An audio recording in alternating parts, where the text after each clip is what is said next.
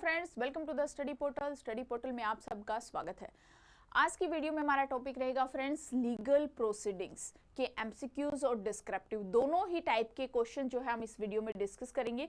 यदि आप केवीएस में ऑलरेडी एम्प्लॉय है और आपने एलडी के अंदर आपने अप्लाई किया है एएसओ, एसएसए, एसओ, एफओ पोस्टों पर, तो आपका एक इंपॉर्टेंट टॉपिक है जहां से आपको क्वेश्चन जो है एग्जाम में देखने को जरूर मिल सकता है। तो इसी तरह की इन्फॉर्मेशन के लिए आप हमारे साथ जुड़ सकते हैं। डे टू डे हमारे यूट्यूब चैनल स्टडी पोर्टल पर इनकी वीडियोज आती है जो कि आपके एग्जाम के लिए आपके लिए हेल्पफुल रहेगी। डेली हम इंपॉर्टेंट एमसीक्यू जो है वो आपके साथ डिस्कस कर रहे हैं। इसी तरह की यदि आप चाहते हैं आपको इन्फॉर्मेशन मिलती रहे, आपके पास नोटिफिकेशन आते रहे, तो आप अपना नेम, सिटी, एग्जाम इसी तरह से लिखकर 8447410108 नंबर पे व्हाट्सएप कर दीजिए, ताकि जिस भी एग्जाम की आप प्रिपरेशन करें उसी से रिलेवेंट वीडियो का लिंक हम आप तक शेयर करें व्हाट्सएप ब्रॉडकास्ट ग्रुप के थ्रू। ये हमारे हार्ड कॉपी नोट्स है फ्रेंड, जिसमें कि आप केवीएस के अंदर, एनवीएस के अंदर यदि आप principal, vice principal, ASO, SSA, assistant commissioner, headmaster इन पोस्टों के लिए प्रिपरेशन कर रहे हैं तो आप हमसे नोट्स ऑर्डर कर सकते हैं। यदि आप यूपीएससी में प्रिंसिपल, वाइस प्रिंसिपल बनना चाहते हैं तो भी हम हार्ड कॉपी नोट्स प्रोवाइड कराते हैं, क्लासेस प्रोवाइड कराते हैं। यदि एएमआरएस में बनना चाहते हैं तो उसके भी लिए हम नोट्स आपको प्रोवाइड कराते हैं। तो यदि आप नोट्स ऑर्डर करना चाहते हैं तो 8447410108 नंबर पे कॉल करके घर बैठे आप नोट्स मंगवा सकते हैं, क्योंकि ऑल ओवर इंडिया में हम बाय कुरियर हमारे नोट्स जो है वो पहुंचाए जाते हैं। डिलीवरी सर्विस अवेलेबल है। यदि आप दिल्ली एनसीआर के स्टूडेंट हैं तो सेम डे डिलीवरी का ऑप्शन आपके लिए अवेलेबल है। इस तरह की पैकिंग के साथ हम आप तक नोट्स पहुंचाते हैं। दोनों ही मीडियम में अवेलेबल है, चाहे आप हिंदी मीडियम चाहते हैं या फिर इंग्लिश मीडियम। साथ ही यदि आप क्लास चाहते हैं फ्रेंड तो स्टडी पोर्टल एकेडमी हमारी ऐप है। ऐप को आप डाउनलोड करेंगे, ऐप के थ्रू ही आपको क्लासेस मिलेंगी, चाहे वो रिकॉर्डेड बैच हो या फिर लाइव क्लास। दोनों ऑप्शन ऐप के थ्रू ही आपके लिए अवेलेबल है। जो भी बैच आप सर्च करेंगे, सर्च में जाकर उसे सर्च करेंगे तो इस तरह से आपके सामने वो बैच जो है वो ओपन हो जाएगा और वहीं पे सारा डिस्क्रिप्शन जो है आप अच्छे से पढ़ के आप बैच को ज्वाइन कर सकते हैं। यदि आप मॉक टेस्ट सीरीज चाहते हैं तो ऐप के थ्रू ही हमारी टेस्ट सीरीज भी आपके लिए अवेलेबल है। फोल्डर वाइज, टॉपिक वाइज जो है वो हमारी क्लासेस आपको प्रोवाइड कराई जाएंगी, जिसमें लाइव और रिकॉर्डेड दोनों ही option up to date syllabus के साथ आपके लिए अवेलेबल है। तो स्टार्ट करते हैं first question. When a government servant is sued for an official act, the legal expenses are generally borne by। जब किसी सरकारी कर्मचारी पर आधिकारिक कार्य के लिए मुकदमा चलाया जाता है तो कानूनी खर्च आमतौर पर किसके द्वारा वहन किया जाता है? एक एम्प्लॉय पर्सनली करता है, या फिर सरकार के द्वारा, या फिर स्टूडेंट फंड से, या फिर लोकल एनजीओ के माध्यम से। क्वेश्चन ध्यान से रीड करना है।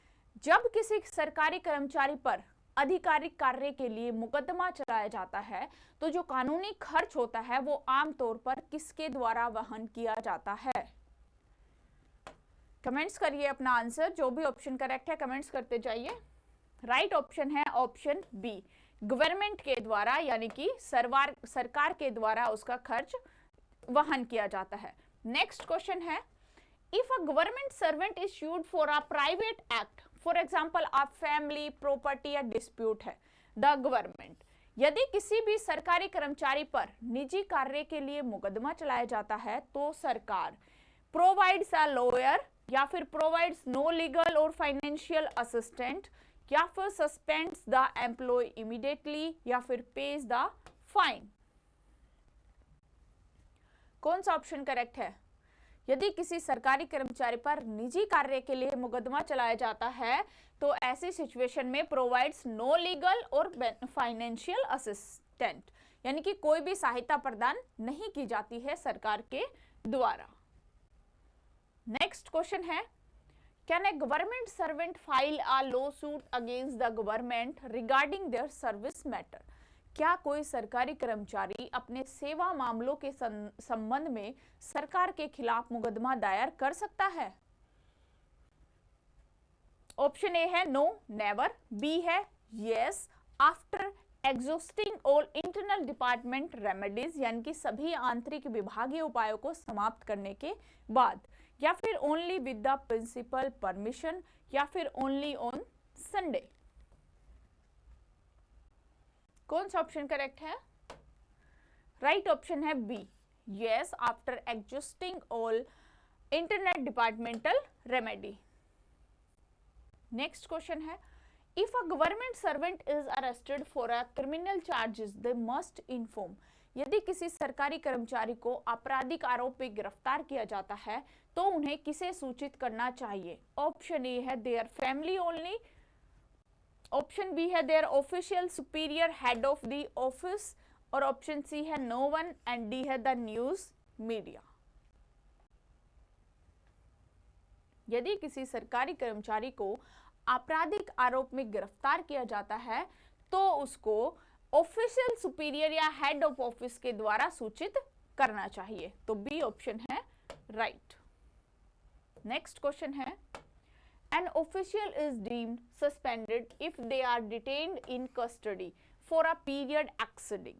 यदि किसी अधिकारी को कितनी अवधि से अधिक समय तक हिरासत में रखा जाता है तो उन्हें निलंबित माना जाता है। ऑप्शन ए है 12 आवर्स, बी 48 आवर्स, सी 1 वीक और डी है 1 मंथ।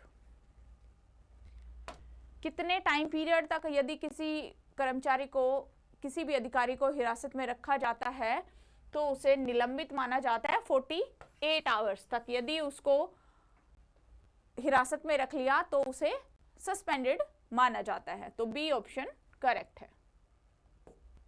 नेक्स्ट क्वेश्चन है the contempt of court act deals with न्यायालय की अवमानना। कंटेम्प्ट ऑफ कोर्ट अधिनियम किससे संबंधित है? डिसओबेइंग कोर्ट ऑर्डर, या फिर स्पीकिंग लाउडली इन ऑफिस, या फिर अराइविंग लेट टू स्कूल, या फिर लॉसिंग अ फाइल। किससे मानते हैं न्यायालय की अवमानना? न्यायालय की अवमानना है डिसओबेइंग कोर्ट ऑर्डर, यानी कि न्यायालय या अदालत के आदेशों की अवज्ञा करना, उनको ना मानना। नेक्स्ट क्वेश्चन है who is the highest legal officer who advise the central government. केंद्र सरकार को सलाह देने वाला सर्वोच्च कानूनी अधिकारी कौन है? चीफ जस्टिस होता है, या फिर अटॉर्नी जनरल ऑफ इंडिया है, या फिर लॉ मिनिस्टर है, या फिर प्रिंसिपल है? कौन है जो केंद्र सरकार को सलाह देने के सर्वोच्च कानूनी अधिकारी है? जो हमारे सर्वोच्च कानून अधिकारी होते हैं वो भारत के महान्यायवादी होते हैं, अटॉर्नी जनरल ऑफ इंडिया, जो कि केंद्र सरकार को सारी कानूनी न्यायिक जो सलाह देते हैं। नेक्स्ट क्वेश्चन है a writ petition is usually filled in the. Writ याचिका आमतौर पर कहां दायर की जाती है? डिस्ट्रिक्ट कोर्ट के अंदर, या फिर हाई कोर्ट और सुप्रीम कोर्ट, या फिर पुलिस स्टेशन, या फिर स्कूल ऑफिस? रिट पिटिशन कौन सा ऑप्शन करेक्ट है? रिट पिटिशन जो है वो हाई कोर्ट और सुप्रीम कोर्ट में दायर की जाती है। बी ऑप्शन करेक्ट है। नेक्स्ट क्वेश्चन है व्हाट इज एन एफिडेविट? शपथ पत्र क्या है? अ लेटर ऑफ रिकमेंडेशन, या फिर अ written statement confirmed by the oath, या फिर लीव एप्लीकेशन, या फिर a salary slip? What is an affidavit? शपथ पत्र एक written statement confirm by the oath. B option right.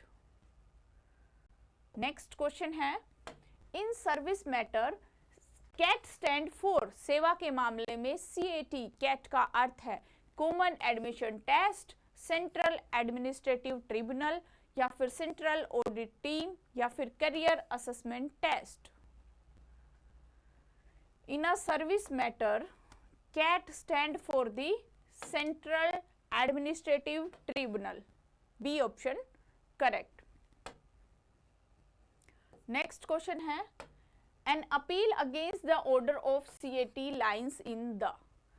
Cat के आदेश के खिलाफ अपील कहां की जा सकती है? डिस्ट्रिक्ट कोर्ट में, हाई कोर्ट, डिवीजन बेंच में, या फिर एजुकेशन मिनिस्ट्री, या फिर नोवेयर, कहीं पर भी नहीं। कैट के आदेश के खिलाफ जो अपील की जा सकती है वो हाई कोर्ट यानी कि डिवीजन बेंच में। B option correct. नेक्स्ट है what is an ex parte order? एक पक्षीय आदेश क्या है? Order pass after hearing both parties, या फिर order pass in the absence of the one of the parties, या फिर an order to dismiss the case, या फिर प्रमोशन ऑर्डर? क्या है एक पक्षीय आदेश? राइट ऑप्शन रहेगा option B, an order pass in the absence of one of the parties, तो B option correct. Next question है, when a court issues a stay order it means, जब अदालत ने स्टे ऑर्डर जारी किया है तो इसका मतलब क्या है? Option A, case is finished, या फिर temporary suspension of an action और ऑर्डर, या फिर employ must stay at home, या फिर salary is double.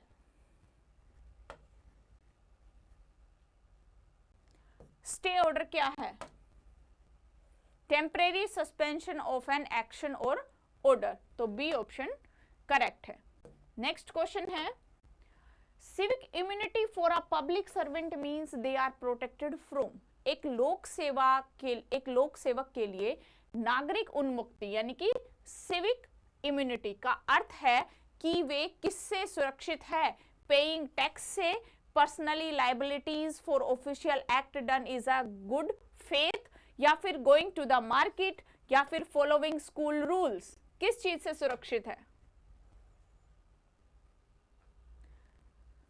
Civic immunity के अंदर personal liabilities for official act done is a good faith, B option correct. Next है, contempt of court proceedings can be initiated against a principal for, एक प्राचार्य के खिलाफ न्यायालय की अवमानना की कार्यवाही किसके लिए शुरू की जा सकती है?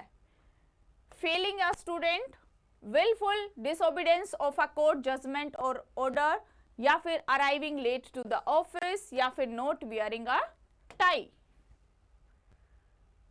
न्यायालय की अवमानना जो है वो willful disobedience of a court judgment or order, अदालत के फैसले या आदेश की जानबूझकर अवमानना करना, बी ऑप्शन करेक्ट है। नेक्स्ट क्वेश्चन है, What is a show cause notice in a legal context? कानूनी संदर्भ में कारण बताओ नोटिस क्या है? शो कोज नोटिस यानी कि कारण बताओ नोटिस का क्या मतलब है कानूनी संदर्भ में? Option A, notice to show your ID card, या फिर B, a notice asking why a certain action penalty should not be taken, या फिर option C, letter of appreciation, या फिर डी, ट्रांसफर ऑर्डर। कारण बताओ नोटिस के अंदर कानूनी संदर्भ में क्या है, यानी कि क्या मतलब है जब बोलते हैं show case notice, show cause notice? Option B is the correct, notice asking why a certain action penalty should not be taken. Next question है, can the government recover legal expenses from an official if the court finds they acted with malice?